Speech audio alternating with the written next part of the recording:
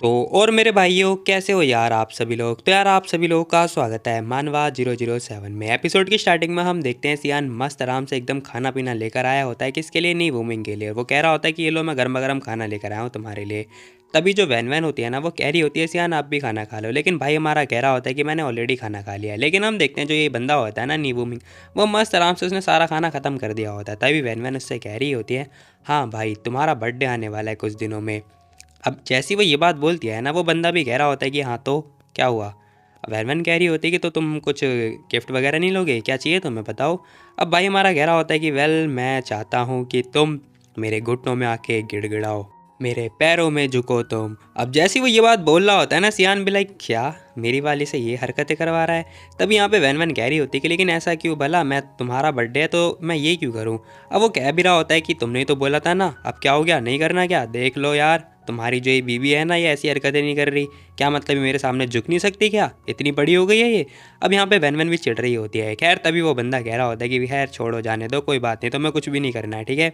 अब इतना सुनते ही वेवन कह रही थी क्या कहा तुमने, हाँ सही बोला मैंने, वैसे भी तुम्हारा भाई बहुत ही प्यारा है और बहुत ही बड़ा हीरो है ठीक है तुम्हारे दिल का।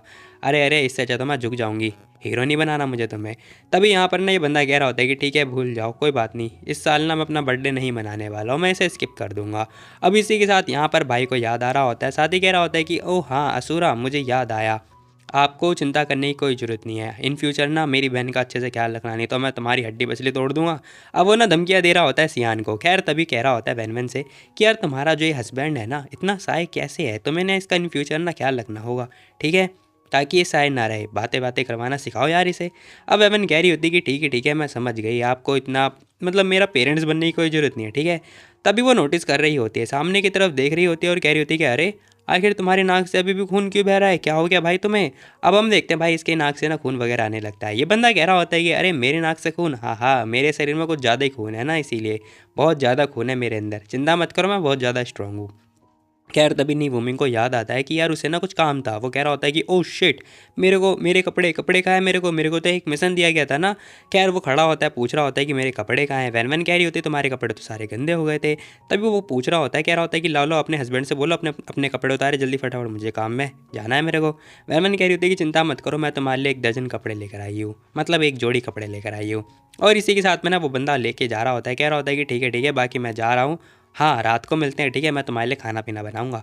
और ये सुन के ना फैन वैन भी ओके बोल रही होती है।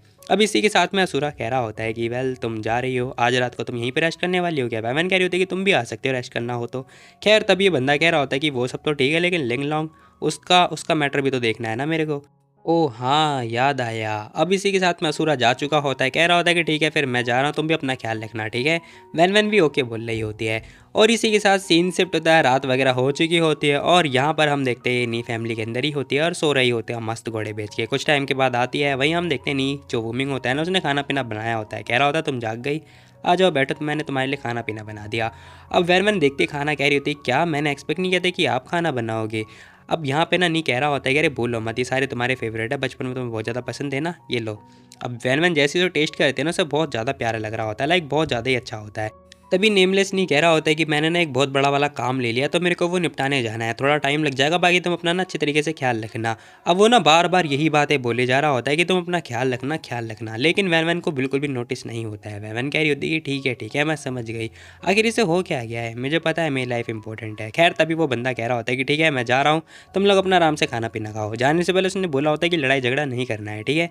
कुछ ही टाइम के बाद हम देखते हैं भाई सारा खाना हो चुका होता है खत्म, क्योंकि इसकी जो टीम थी ना उन्होंने पूरा खाना खा लिया होता है। अब यहाँ पे जो ये टियान होता है कह रहा होता है कि मैंने एक्सपेक्ट किया नहीं था कैप्टन इतना अच्छा खाना बनाएंगे। अब वो लड़की भी यही बात बोल रही होती है। खैर इसी के साथ वैन कह रही होती है कि ये दोनों को अभी तक कोई आइडिया ही नहीं है कि नेमलेस नहीं इतना अच्छा खाना ही बना सकता है। तभी वो ना उस बंदे से पूछती है, मतलब मुर्दा इंसान से, कह रही होती है कि ओ हाँ राइट, मुझे ना तुमसे एक डील करनी है, कैसे रहेगा कि हम एक डील बनाए। अब जैसी वो उससे ये बात बोलती है ना वो बंदा भी नशे में होता है। फिलहाल एक बंदा कह रहा होता है कि क्या डील, कौन सी डील बताओ ना बॉस, हम लोग अलग अलग थोड़ी ना हैं, आप मेरे से बता सकती हो। लेकिन वह मैं मना कर देती, कह रही थी कि मेरे को तुमसे डील नहीं बनानी, उससे डील बनानी है। तभी इस जिंदा आदमी से कह रही होती है कि तुम्हारे जो बग्स हैं ना बहुत ही ज़्यादा स्ट्रॉन्ग है, सच में बहुत ही स्ट्रॉन्ग है। तभी वहाँ पे वो लड़की आती कह रही थी कि हाँ हाँ ऑफ कोर्स तुम भूल गई क्या, लास्ट टाइम तुमने एक्सपीरियंस भी तो किया था लव पॉइजन वाला, वो स्ट्रॉन्ग थे ना। अब इतना सुनते वेवन कह रही होती कि बेशरम औरत क्यों याद दिला रही है उसे। वो कह रही होती कह रही मैं उसके बारे में बात नहीं कर रही, मैं ना पॉइजन प्रूफ बग्स के बारे में बात कर रही हूँ, वो चाहिए मेरे को। अब यहाँ पे वेवन जैसी बात बोलते वो बंदा भी कह रहा होता है कि ठीक है बॉस, आपको आप मेरे को दे दो, वो जितने पैसे चाहिए आप हमें बता देना। अब जैसे ही वो बंदा ये बात बोलता है ना वेवन कंफ्यूज हो रही होती है, कह रही थी कह रही ठीक है मुझे ना पॉइजन प्रूफ बक्स दे दो, तुम्हें जितने पैसे चाहिए, पैसे की कोई चिंता नहीं है, मैं तुम्हें पैसे वगैरह पे कर दूंगी। अब वेवेंस अपने मन में सोच रही होती है कि मैं एक अपने ले लूँगी, एक सियान के लिए लूँगी और एक टैंक टैंक के लिए लूँगी, ठीक है ये 3 लूँगी मैं। इतना सुनते ही ना वो बंदा शॉक्ड हो चुका होता है, कह रहा होता है क्या मेरे पास बक्स नहीं है, ठीक है वो मना कर देता है, कह रहा होता है कि नो। अब जिंदा इंसान ने तो मना कर दिया, वेवन कह रही थी क्या लेकिन तुम क्या अफोर्ड नहीं कर सकते। वो लड़की भी कह रही थी कि हमें भी तो चाहिए, क्या तुम मजाक कर रही हो। वेवन कह रही थी कि मैं मजाक नहीं कर रही, मैं सीरियस हूँ। अब वो लड़की कह रही होती कि देखो इस टाइप के जो बक्स हैं ना अभी तक आए ही नहीं है, एग्जिस्ट ही नहीं करते हैं, अगर ऐसे कुछ होता भी तो हम ना ले लेते। अब जैसी वो लड़की ये बात बोलती है ना वेवन कंफ्यूज हो जाती है, कह रही थी क्या क्या कहा तुमने, ऐसे बक्स हैं ही नहीं।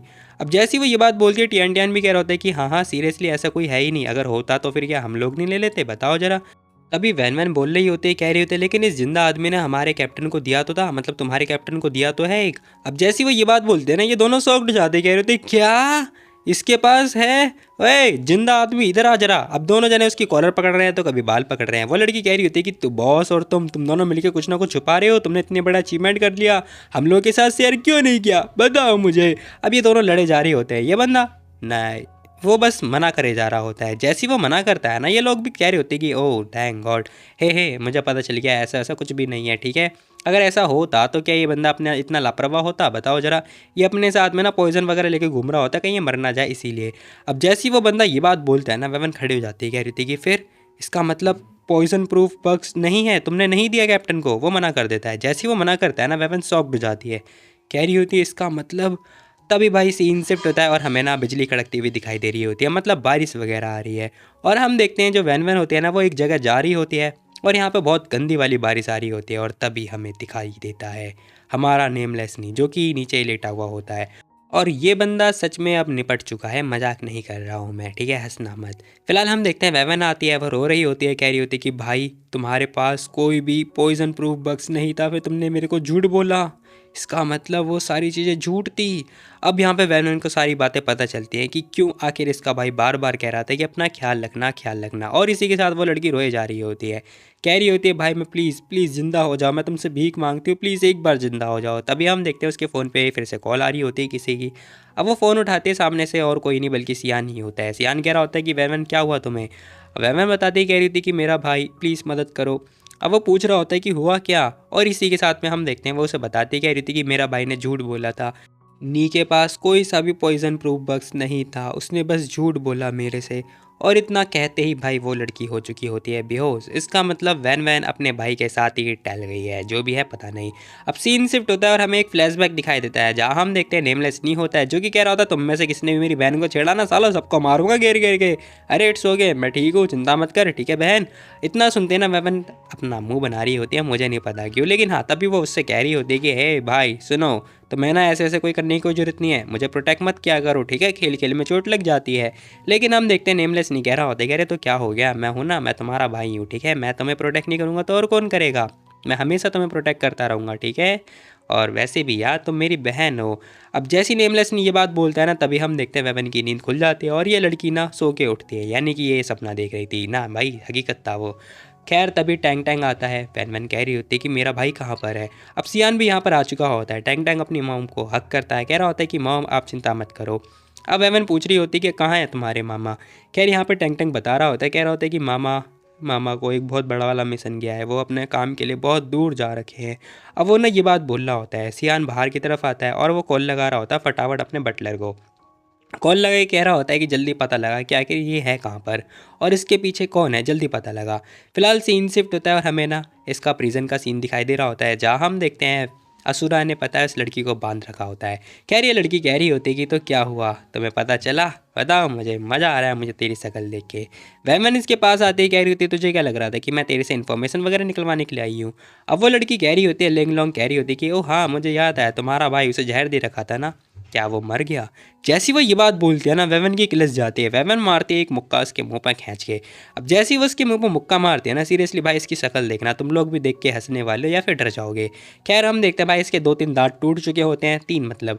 फिलहाल ये लड़की हंसे जा रही होती है, कह रही होती कि मेरा गैस सही था, जरा इसकी शक्ल देखो भाई, सीरियसली मतलब एलियन बना दिया इसे तो।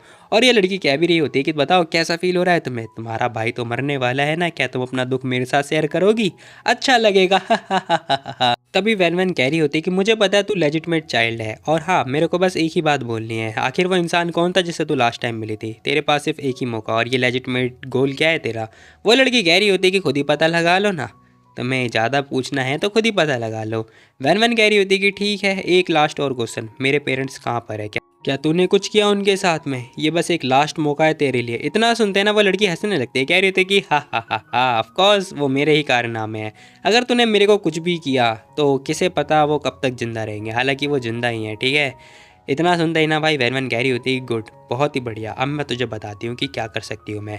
वैन निकाल लेती है चाकू और कह रही होती है कि रुक जा जरा, तुझे नहीं बताना ना, मत बता।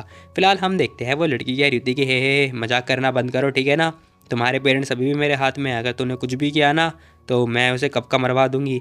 वैन की किलस जाती है, वैन कह रही थी कि अच्छा ये बात है क्या। तभी हम देखते हैं वो चाकू उठाती है और उसके हाथ में दे के मारती है।